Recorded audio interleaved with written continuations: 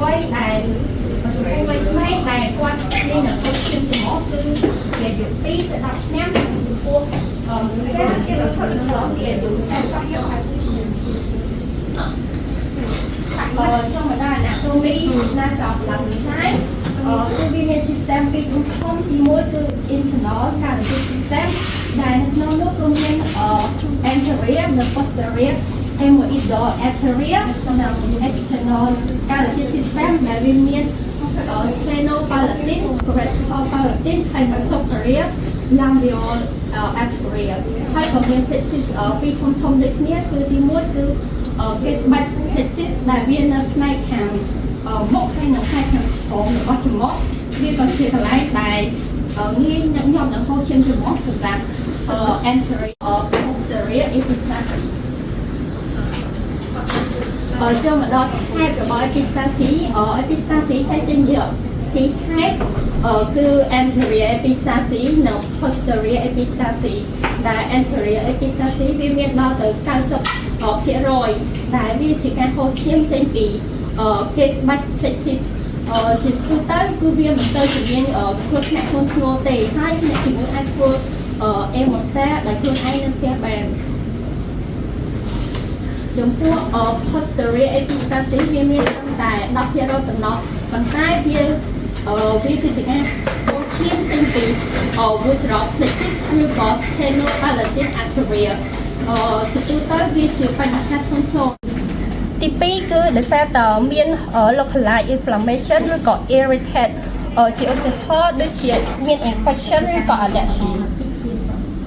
ចំពោះ etiology of epistaxis គឺបែងចែកជាពីរគឺជា systemic cause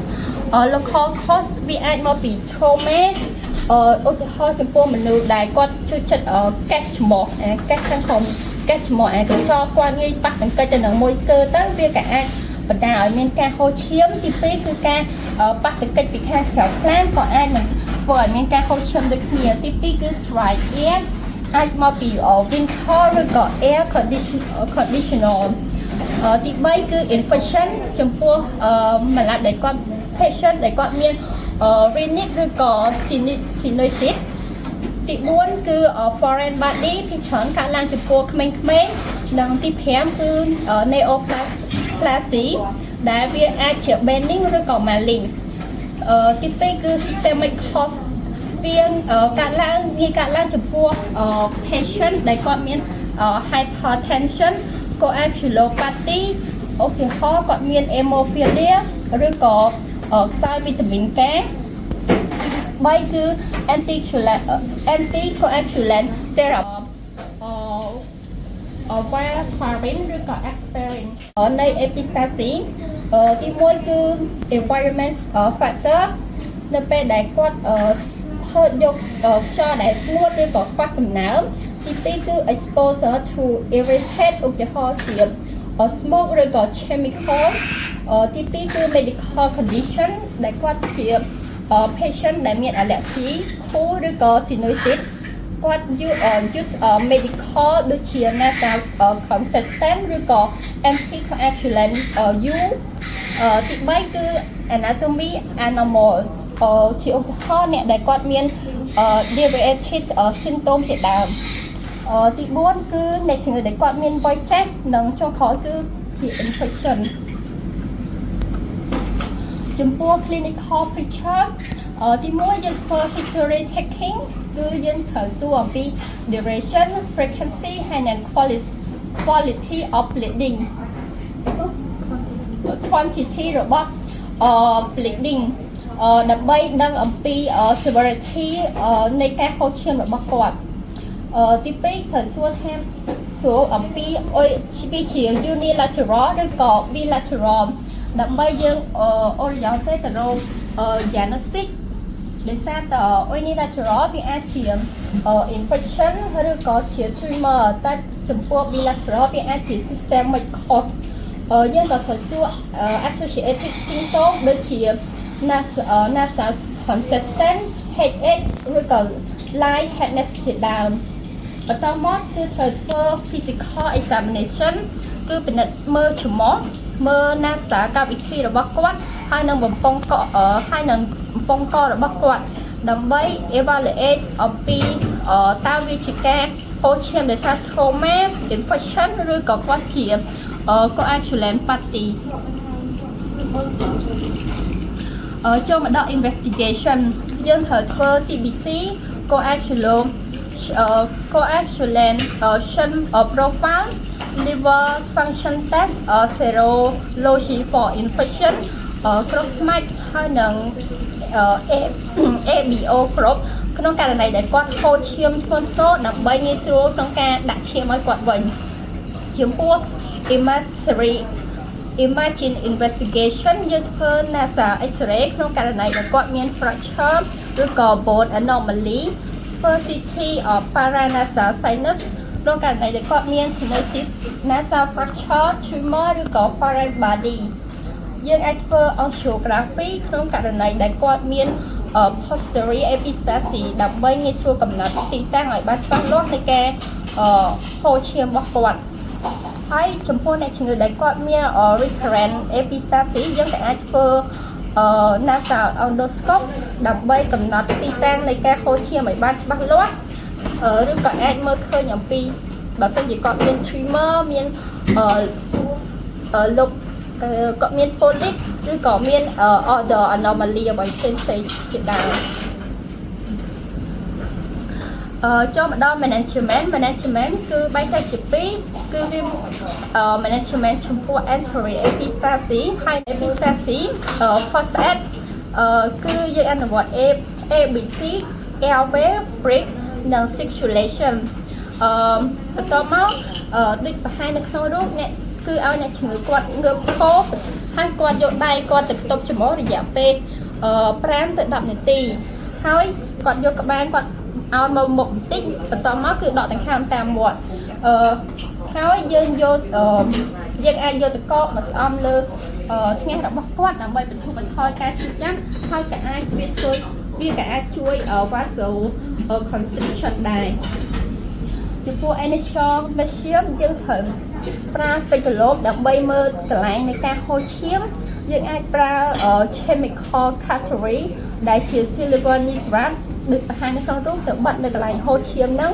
ឬក៏អាចប្រើ nasal tampon ដែលលាយជាមួយ nasal consistent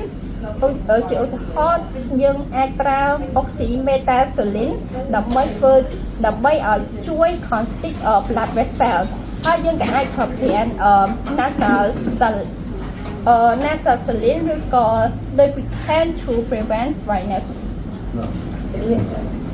ចូលមកដល់ posterior epistaxis ការ direction pressure វាអាចនឹងមិនសូវមានប្រសិទ្ធភាពទេប៉ុន្តែយើងអាចធ្វើ posterior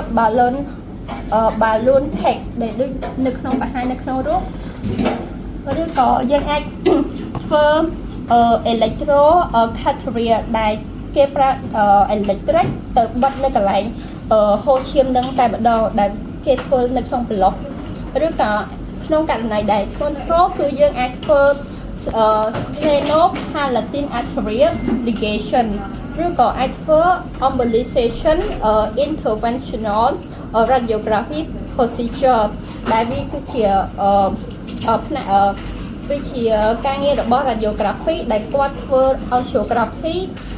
ទៅមើលកន្លែងដែលហូរឈាមហើយគាត់បិទនៅកន្លែងហ្នឹងតែម្ដងចំពោះ complication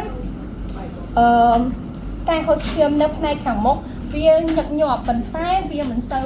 ជាមានបញ្ហាធ្ងន់ធ្ងរដូចជាការហូរឈាមនៅផ្នែកខាងក្រោយទេអ្នកជំងឺអាចមាន